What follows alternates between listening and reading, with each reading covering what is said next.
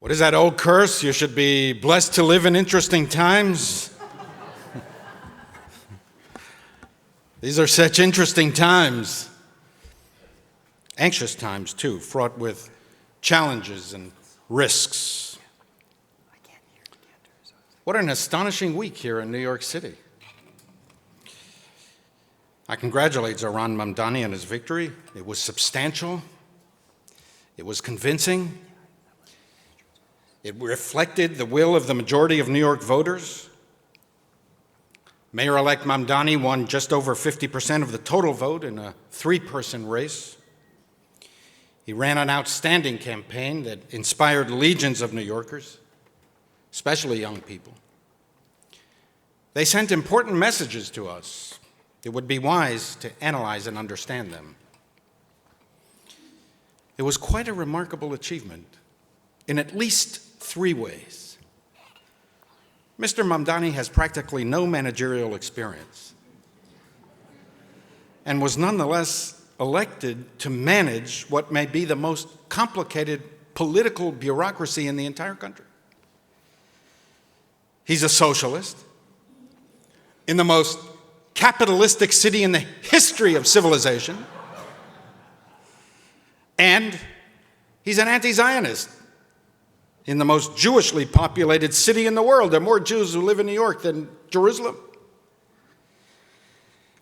I uphold and honor the democratic process, and therefore, if the mayor-elect reaches out to me, either in my capacity as the senior rabbi of the Rabbi Wise Free Synagogue or in my role as the president of the New York Board of Rabbis, of course, I will readily engage in dialogue and offer my support wherever possible.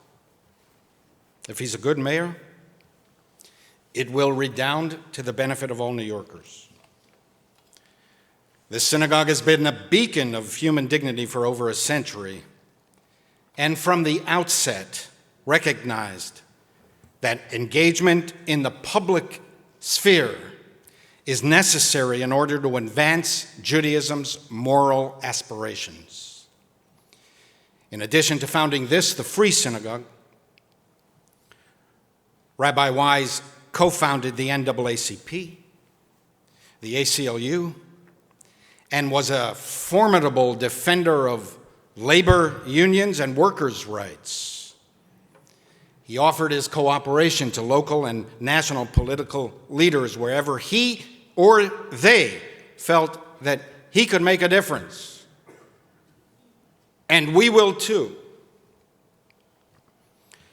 Rabbi Wise was also the leading Zionist of American Jewry during the entire first half of the 20th century. His liberal worldview was no impediment to his Zionist commitments, the opposite. It was because he was a liberal that he became a fierce defender of the right of the Jewish people to a national home in its national homeland. This was no contradiction in his eyes. To the contrary, Zionism constituted an extension of his universal values, not their negation. It was the fulfillment of the liberal dream of self-determination that applied equally to Jews. You cannot fight for the liberation of nations and exclude only the Jewish nation, Rabbi Wise preached. The struggle for human dignity applied to Jews as well. The right of peoples to live free applied to Jews as well. And thus, Rabbi Wise contended vigorously with anti-Zionists, both within and without the Jewish community, and so will we. Rabbi Wise loved the Jewish people with all his heart and with all his soul, and ferociously defended the security and dignity of American and world Jewry. And so will we. The predominant issue in these elections were affordability, transportation, economic disparity, taxation, poverty, crime, immigration. Judaism has much to say about each of these issues, and I expect that in the coming years we will have ample opportunity to discuss the application of millennia-old Jewish values to these contemporary issues. For now, I will focus on the specific anxiety and threats felt so deeply by so many Americans in the Jewish community in New York and throughout the country. I met the mayor-elect in late August, after the primaries. Several prominent and liberal New York City rabbis spent an hour with him. We were interested in all of the issues that could make life better for New Yorkers. But most of our discussion was focused on the specific concerns of the New York Jewish community. We entered with open hearts and open minds. Most of us had never met the candidate, and we were interested in taking the measure of the man. As the meeting unfolded, our mood steadily darkened and our fears increased. We were impressed with Mr. Mamdani's high intelligence and considerable political skills. He's a quick thinker and possesses an easy facility with words. He connects with people in a deep way. And it was these very political skills that heightened our anxiety.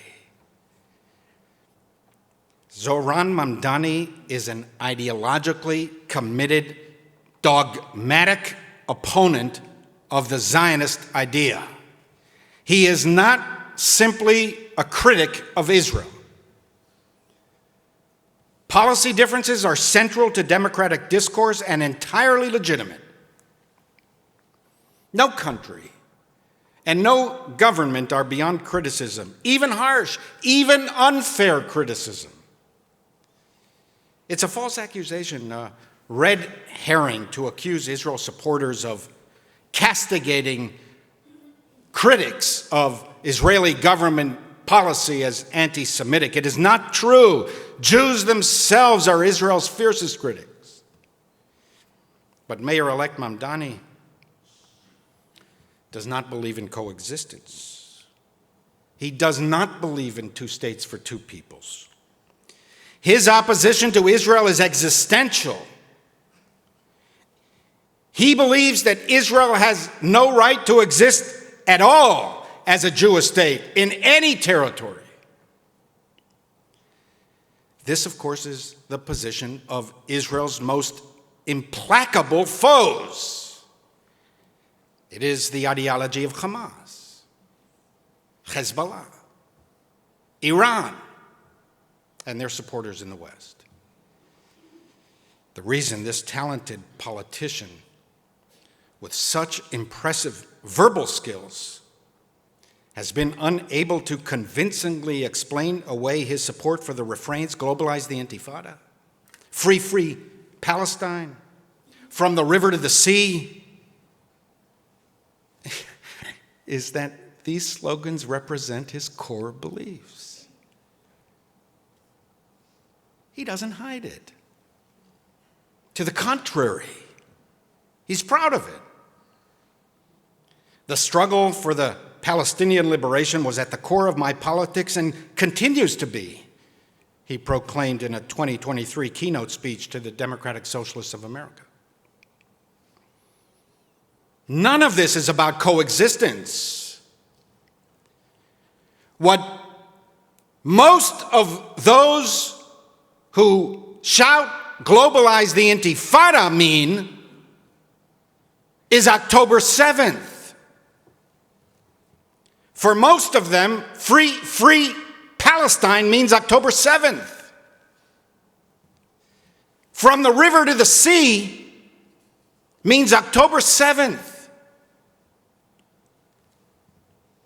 Anti-Zionism is an illiberal philosophy at its very core, and it offends me, both as a liberal and as a Jew. I questioned Mr. Mamdani about this in our August meeting. What would lead a teenager who grew up among so many Jews in New York City, I asked, and who had many Jewish friends, to co-establish the Bowdoin College chapter of the Students for Justice in Palestine, whose convictions and actions are aimed at destroying the world's only Jewish state? That was 16 years ago. 14 years before October 7th. Here was Mayor Adams' statement after October 7th. We are not all right when we see young girls pulled from their homes and dragged through the streets. We are not all right when we see grandmothers being pulled away from their homes and children shot in front of their families. We are not all right when here in the city of New York, there are those who celebrate at the same time that the devastation is taking place. Israel has a right to defend itself. Hamas must be dismantled and destroyed. Not only, said Mayor Adams, am I the chief executive of the city, but I am your brother. Your fight is my fight. You marched with us and with Dr. King. You stood with us.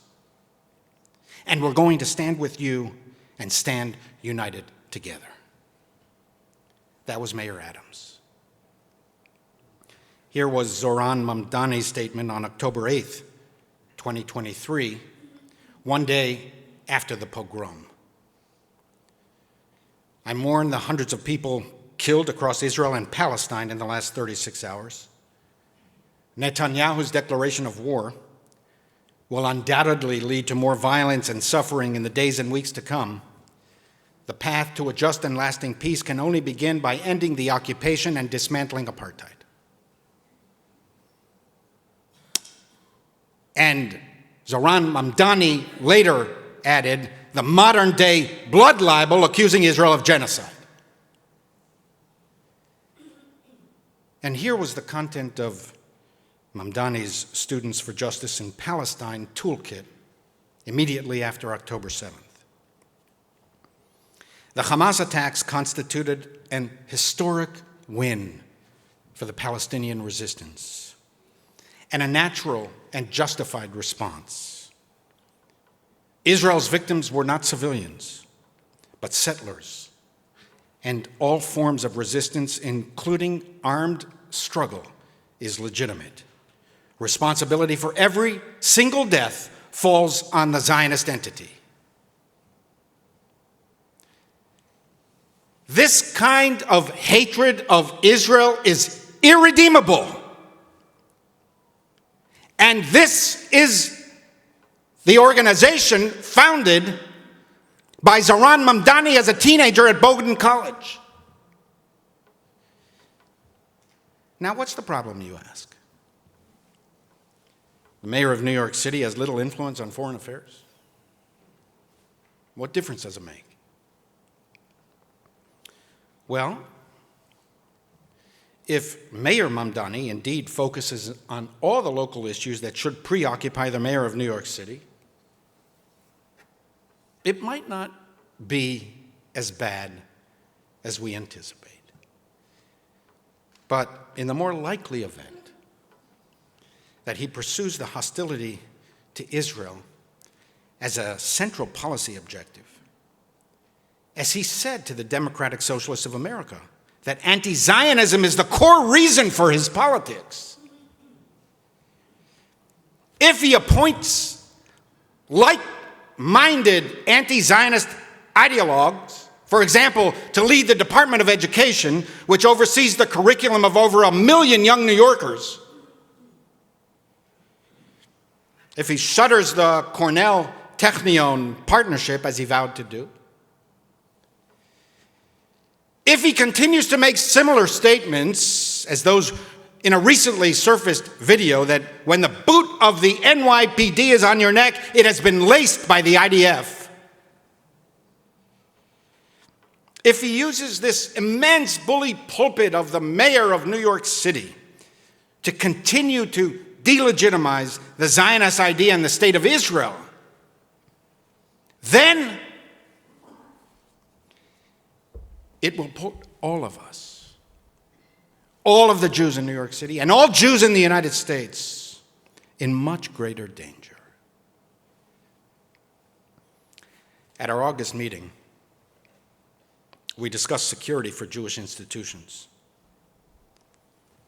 We reminded Mr. Mamdani that Jews are disproportionately targeted for hate crimes, far more than any other minority. We expressed the anxieties, even fears, of New York Jews that his mayoralty would increase the risks to the Jewish community. Mr. Mamdani responded that he would not reduce policing around Jewish institutions. If anything, he said, he would increase police presence if necessary. I took that answer at face value. I believed him. First, because he does not strike me as a person who enjoys seeing Jews suffer. But beyond that, it's not in his political interest to reduce security.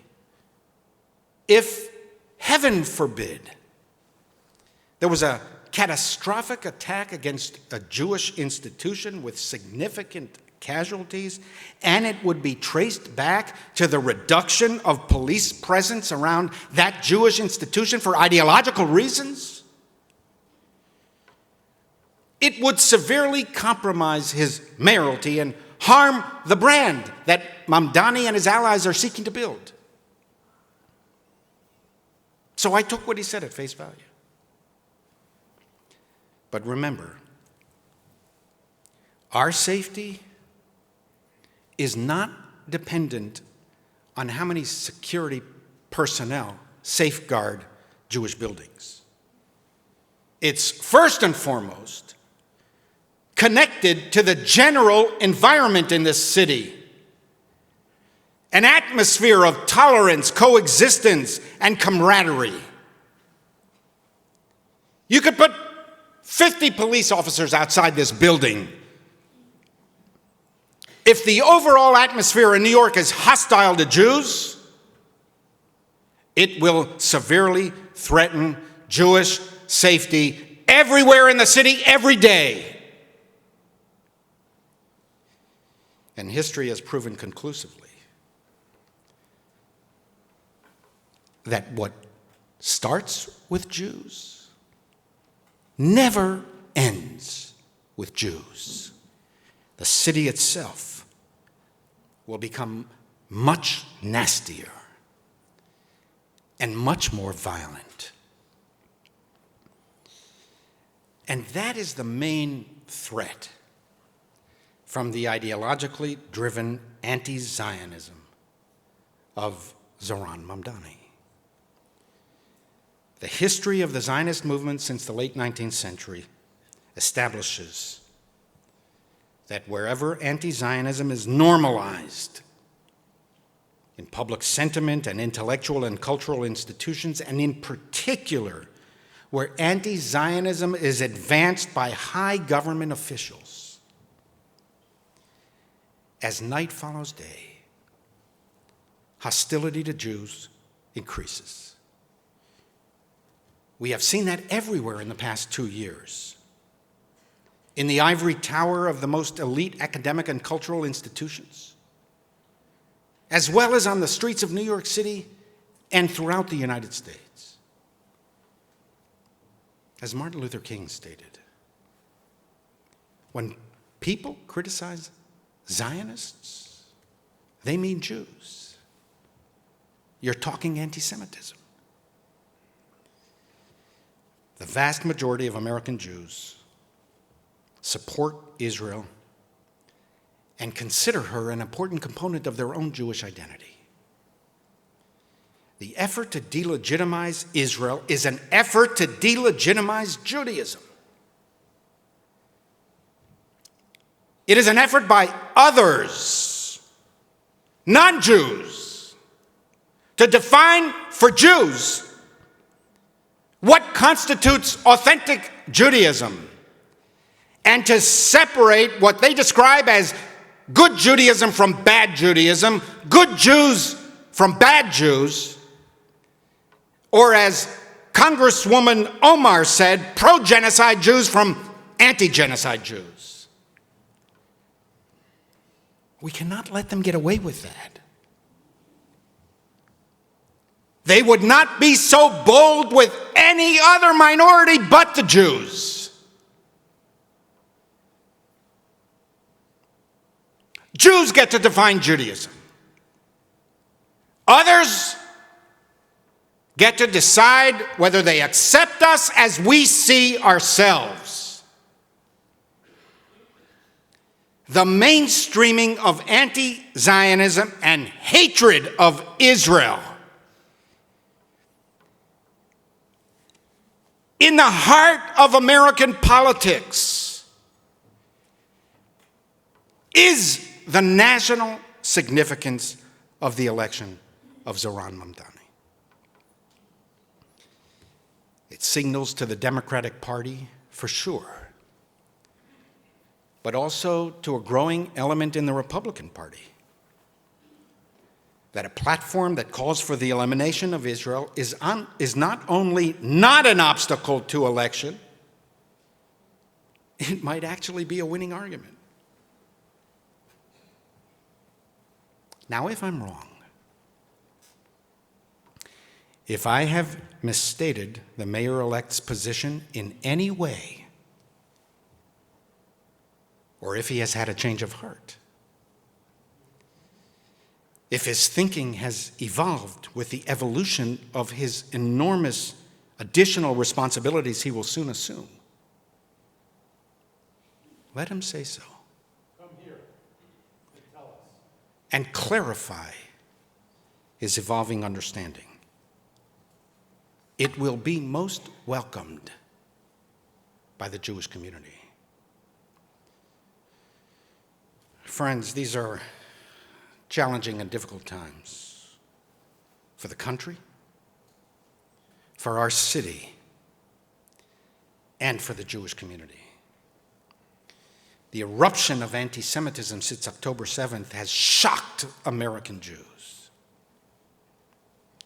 The age-old virus of Jew hatred experienced by 100 generations of our ancestors is new to American Jews.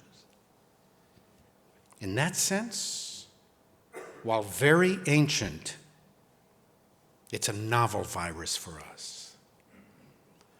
Practically no Jew alive has experienced this level of animosity in the United States. The Golden Land, the land that we love. This exceptional country that embraced Jews in such exceptional ways. We haven't yet found our bearings. We are still disoriented, still traumatized by October 7th, and can't quite figure out whether our historic allies and partners are still with us. We need allies. The past 2 years have emphatically reminded us that we are a small minority. I hope that Zohran Mamdani will prove to be a good mayor, a uniter, not a divider, a healer, and a peacemaker. I hope that he honors the pledge that he himself made to understand the perspectives of those with whom I disagree and to wrestle deeply with those disagreements. I hope that he governs as a pragmatist, not an ideologue. In the end, while poetry characterizes campaigns, pragmatism defines successful governance. And while there are hints of that kind of moderation in issues the mayor-elect has raised during the campaign, I detected none of it with respect to his animus towards Israel. And therefore, let it be known at this, the dawn of a new day, for the good of the city and for the well-being of the Jewish community, we will support Mayor Mamdani's policies where we can and oppose them where we must.